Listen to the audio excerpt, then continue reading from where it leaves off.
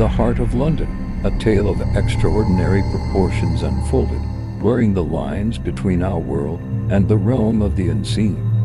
It all began in 1978 when Mrs. Margaret Holloway married a man shrouded in mystery, Alexander Raven. From the outset, there was something peculiar about Alexander.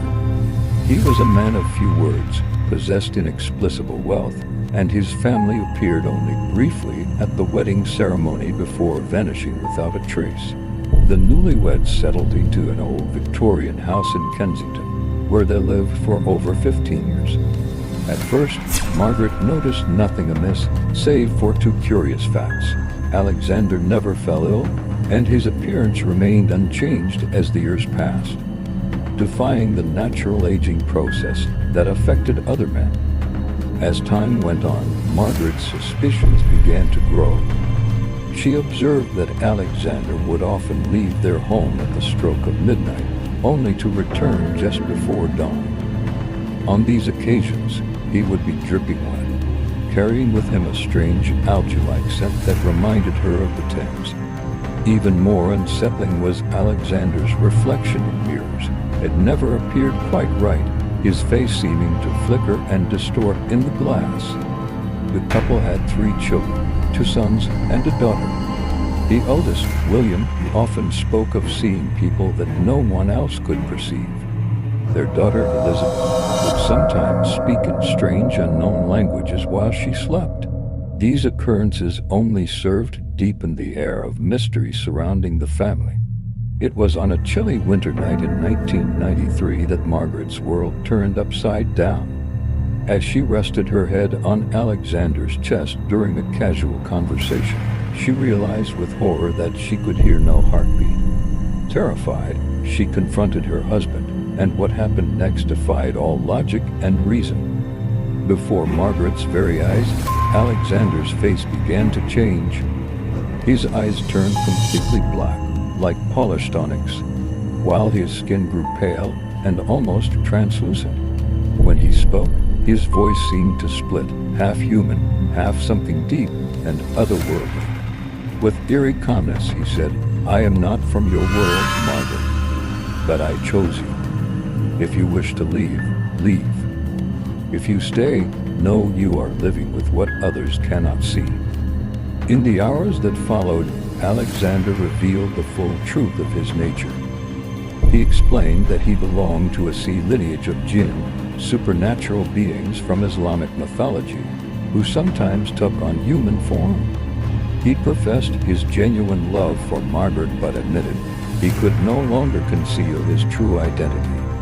Perhaps most shocking of all, he disclosed that their children were not fully human, carrying within them a part of his otherworldly energy. As the days passed, the family dynamics shifted dramatically. William, their eldest, began to predict events before they occurred with uncanny accuracy. Neighbors whispered about how the Raven children never seemed to fall like other children in the area. Margaret herself was plagued by recurring dreams of Alexander smiling at her from beneath the waters of the Thames. Weeks after his confession, Alexander vanished without a trace. Margaret was left to wonder if he had died or simply returned to his own world. She spent years searching for him, refusing all offers of remarriage. The children grew, but an air of mystery continued to surround them. In 2011, William disappeared during a trip to Epping Forest, echoing his father's unexplained departures earlier. Margaret lived alone until her death in 2019. 2 days before she passed, she wrote in her diary with trembling hands, "I loved him, even after knowing he wasn't human. But my heart remained human, and it never learned how to stop longing." After her death, a wooden chest was discovered in her attic containing Alexander's private journals, a treasure trove of secrets from a being not of this world. The case was officially archived in London as Mysterious Cases Records under the title Documented Human-Jinn Coexistence in Kensington.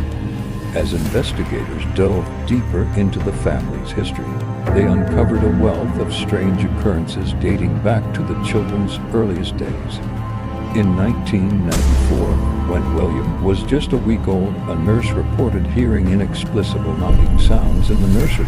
Though all machines were functioning normally, the infant would often fix his startlingly green eyes on the fluorescent lamps until they flickered and went out. Elizabeth, the middle child, exhibited signs of what researchers termed vocal telepathy from the age of 2. Her voice was often heard in other rooms of the house while she lay sleeping in her bed.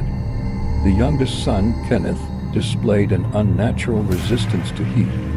On one occasion, his hand accidentally plunged into boiling water, yet emerged without a single burn. The attending physician noted in disbelief, "Skin not 100% human." As the children entered adolescence, their otherworldly nature became increasingly difficult to conceal. Neighbors began to notice that they didn't age normally. School photographs showed William maintaining the same features from ages 10 to 15, while CCTV footage at their school once captured Elizabeth's reflection shifting between that of a child and an older woman. National security records indicate that the family received nightly visits from figures with blurred features on at least 4 occasions in 2007. These events were carefully documented but never fully explained. The disappearance of William in 2011 remains one of the most perplexing aspects of the case. On the night of January 17th, amid political unrest in London, the family reported that William had gone for a walk in Hyde Park and never returned. Investigators found no trace of the young man. Strangely, cameras along the park's perimeter showed him walking, but halfway through his stroll, his shadow elongated unnaturally before the footage abruptly glitched. Margaret insisted in her statement to the authorities, "He came back, he entered the house, he sat with us. But you just can't see him." The official file ends with the cryptic line, "The eldest son is physically missing, but evidence suggests he transitioned into a non-material state phase shift." The lead investigator on the case made several special notes, classifying the Raven children as a rare hybrid case of human Jinn lineage. Their abilities were cataloged under the heading paranormal genetics, a term that sent ripples through the scientific community. Elizabeth Raven, the middle daughter, is believed to still be alive today, living in secrecy and maintaining contact with various research entities from the shadows. Her exact whereabouts remain unknown, but reports of unexplained phenomena continue to surface in areas where she is thought to reside. The family's former home in Kensington was sealed in 2015 and labeled uninhabitable after multiple reports of children's voices emanating from within, despite the house being empty. Local residents speak in hushed tones of lights flickering in the windows at night and the faint sound of laughter carried on the wind. As London continues to evolve and change, the story of the Raven family serves as a reminder that there are still mysteries in this world that defy explanation.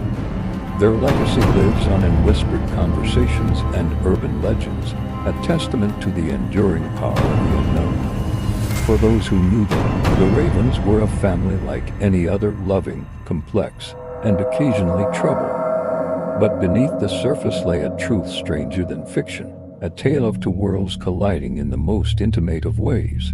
The children of Jinn and humans, with their hidden secrets and mysterious phenomena, continue to captivate the imagination of all who hear their story. As the sun sets over the Thames, casting long shadows across the city, one can't help but wonder how many other extraordinary beings might be walking among us, their true nature concealed behind a veil of normalcy. The tale of the Raven family reminds us that in London, as in life, there is always more than meets the eye.